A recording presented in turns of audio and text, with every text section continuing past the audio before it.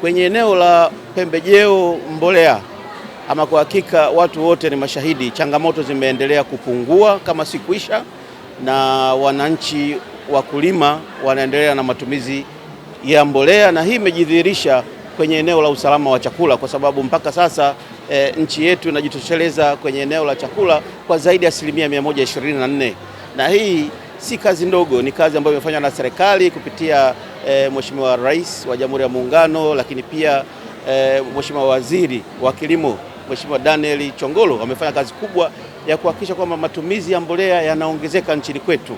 Hivi tunavyozungumza, matumizi yametoka tani 360,000 kwa miaka miwili mitatu iliyopita, na sasa hivi tunazungumzia matumizi ya tani zaidi ya 1,200,000 kwa mwaka kwa mbolea tofauti tofauti ambazo zinatumika kwa wakulima. Kwa hiyo hili ni hakikisho kwamba kwa sasa somo la matumizi ya mbolea limeanza kueleweka kwa wakulima wetu, na hii ni ishara kwamba tija itazidi kuongezeka kadri siku tunavyokwenda, na lengo la serikali ni kuhakikisha kwamba tunaongeza matumizi kwa nchi yetu. Kwa sasa tumetoka kilo 19, sasa hivi tunazungumzia kilo 24 kwa ekari. Kwa hiyo ni hatua kubwa, na lengo ni kufika angalau 2030 tufike tani hizo ambazo zimezungumzwa kupitia lile azimio la African Union kuhusu kuongeza tija kwenye kilimo. Kwa kampuni ya mbolea, mipango mbalimbali tumeshakwisha ianza, na tayari tani 70,000 zinaingizwa nchini kwa ajili ya matumizi ya wakulima.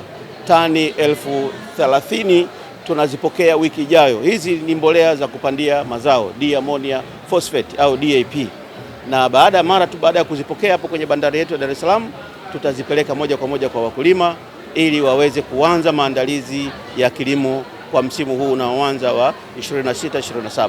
Lakini kama vile haitoshi, serikali pia imeagiza tani 40,000 mbolea aina ya urea ambazo tunazitegemea mwezi unaofuata baada ya hizi za DAP tuweze pia kuziingiza sokoni, kuzipokea na kuziingiza sokoni kwa wakulima ili waweze kuendelea na maandalizi ya msimu kwa mbolea hizi za kukuzia mazao.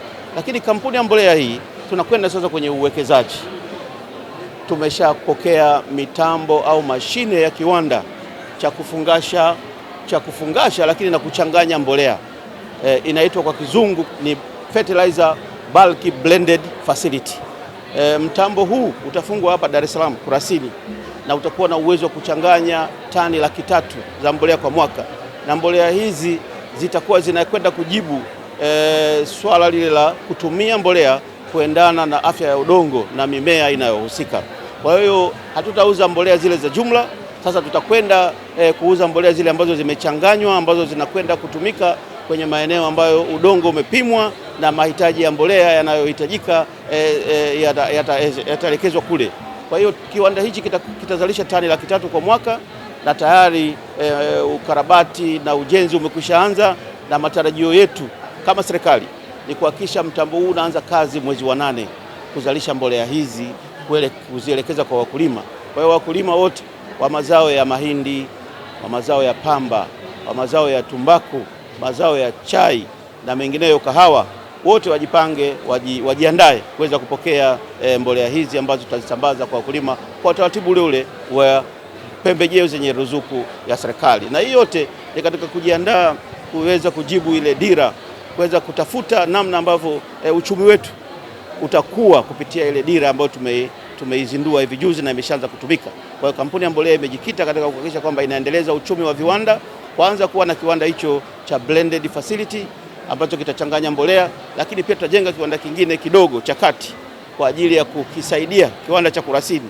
Kiwanda hichi cha kati kitajengwa pale mkoani Tanga kwa ajili ya kuchakata lime. Lime ni chokaa mazao ambayo inasaidia kupunguza tindikali kwenye ardhi.